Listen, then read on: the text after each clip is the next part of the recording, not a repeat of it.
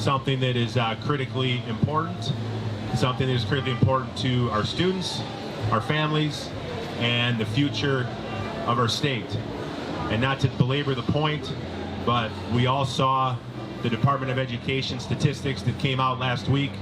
Our kids are failing, and our school system is failing our kids and our families. When half our kids can't read and do math at a grade level, we have a problem. When 70% of Black and Hispanic students can't do math and read at grade level, we have a problem. And we have to come up with different solutions, different ideas to an old model that just is not working. It's not serving enough students and enough families well enough. So like Scott and I always do, we're here to unveil our 10-point excellence in education plan, to put it out there, to let you know what our ideas are, to let you know the discussions that we want to have with Minnesotans. But it's critically important that we get this right. And you know, the public school system was never meant to be an end. It was meant to be a means to an end. We want to have an educated population. And it's time that we not only tweak the model, but took a different attitude towards education. A no excuses attitude, and to get back to basics and redefine or go back to what the purpose of school is, and that is to educate children.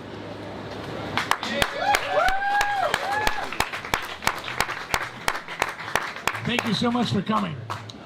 Folks, I would really like to just push the politics aside. This isn't about Democrat and Republican right now. This has got to be about what Matt just said. We never created our education system to be an end in and of itself. It's a means to get a citizenry educated, particularly in the areas of math and reading and writing. I can't help but think, what was it like 40 years ago when Governor Rudy Perpich came to Minnesota and said, I know I'm going to be vilified for this. I know you're going to shoot arrows at me, but we're going to move forward, and we're going to have post-secondary enrollment options so that for those juniors and seniors that might benefit from other choices, they're going to have them. And he went another step. He said, we're going to have open enrollment so that the school district in which you happen to live, it isn't your only choice. Those are big, bold ideas. That's what we're asking today. We just want to have big, bold conversations. We did this with inflation. We did this with crime. We've done this over and over again, and we're going to do it more. But we're trying to elevate the conversation so that it's not just about politics. So let me just, without any further ado, just jump in. These are the 10 points. You can get more detailed information on our website, drscottjensen.com/education. drscottjensen.com/education. Number one, we need to implement a Minnesota Parents' Bill of Rights. 5 years ago, we may have thought this was unnecessary. Today, when parents are honestly trying to get involved and do a good job in helping their kids find that ideal formula for how do they get education the best, some kids don't do so well with the computer. Some are hands-on, some are visual, some are audio, some need to be maybe in the hospital drawing blood, some might need to be in the auto part doing mechanics, creating cabinets, whatever. But we can do better. So we need to have a Parents' Bill of Rights so that their interests are protected. Second, we need to raise achievement for all students.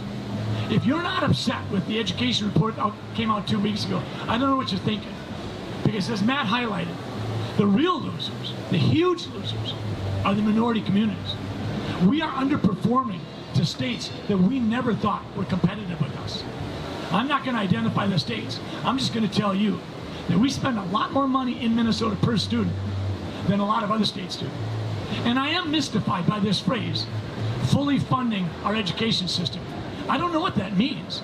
We just gave one of the biggest chunks of money to K through 12 in the history of Minnesota. And evidently we're not fully funded. What does that mean? Is there some threshold, and until we get to that, we're not fully funded? Or when we do get to that, does that threshold change? We've got to raise achievement and stop thinking that dollars are always going to get us where we have to go. We need to implement a bold plan for school quality choice. This is going to be the classic, a rising tide raises all ships. We are not inclined at all to try to blow up the public K through 12 system. Matt and I will be the first people to tell you there are powerfully motivated and qualified and talented teachers out there.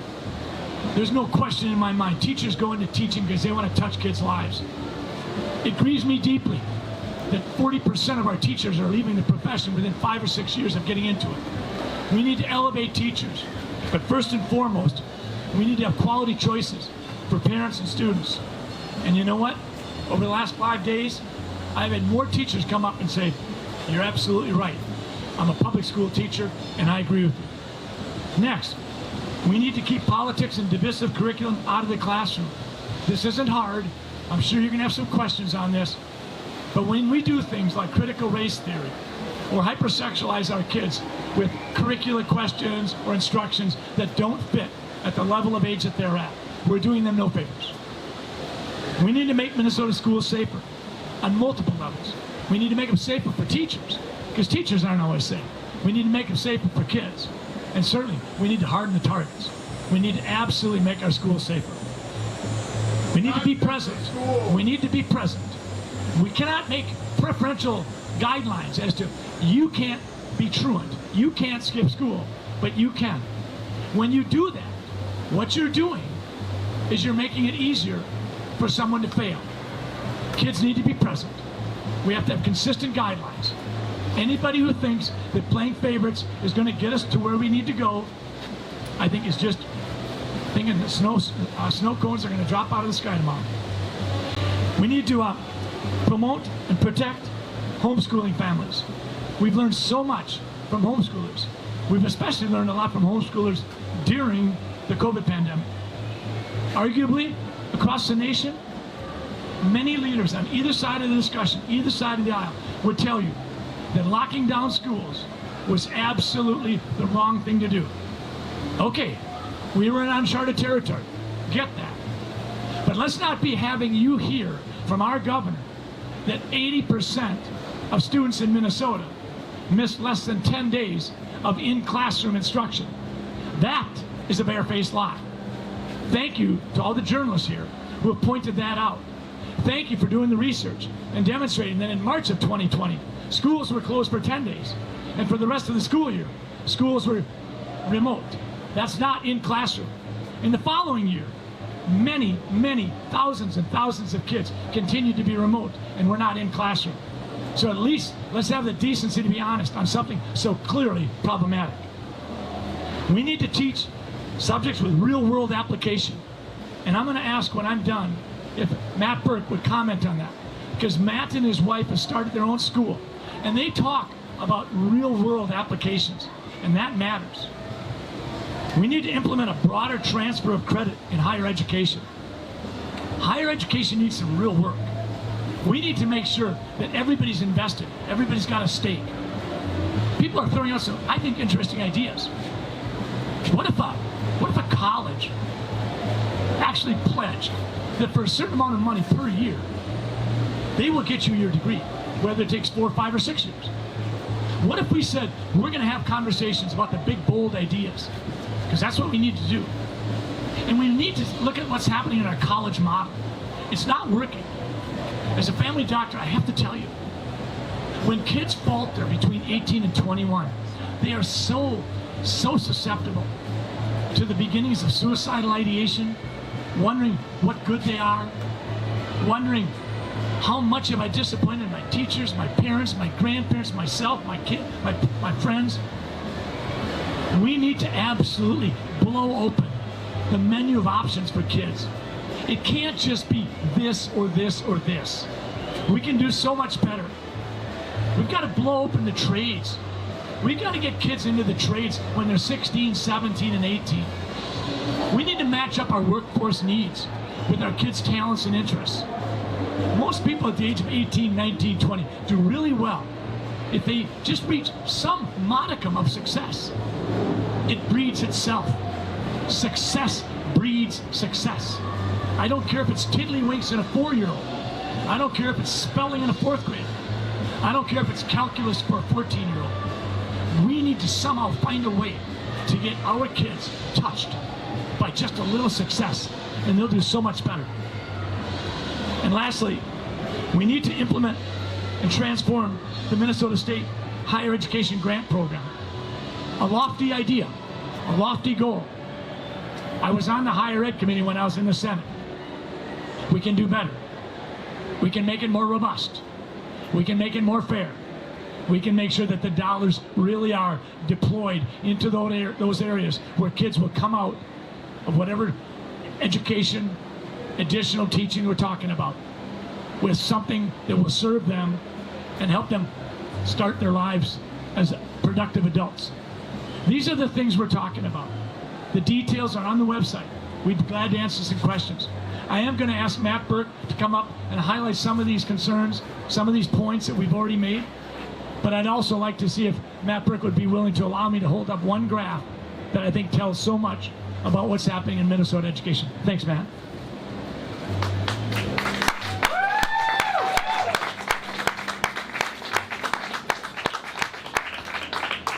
So I think when it comes to education, we talk about one size fits one. It does not fit all. Kids are different these days. We know that the test scores aren't good. We know thousands of students have left the public school system the last few years. We just know overall it's not working, and we have to do things differently because kids are different, education is different. 15 years ago, not everybody had a supercomputer in the back of their pocket.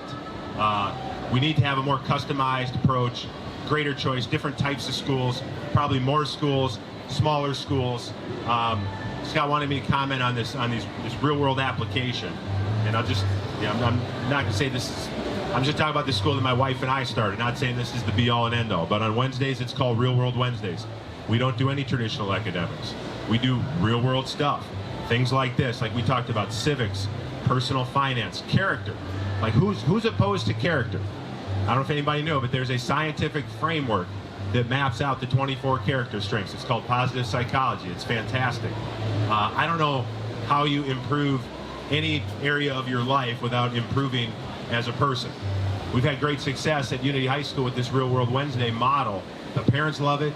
The kids love it. They actually get excited about learning. But it's these kind of ideas. We can't just say this is the system and let's just pump more and more money into it. I think a lot of people, they want to focus on inputs.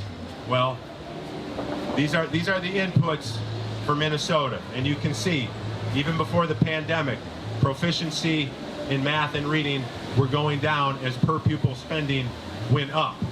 Like Scott said, I don't know what fully funded education means. I'm supposed to say no.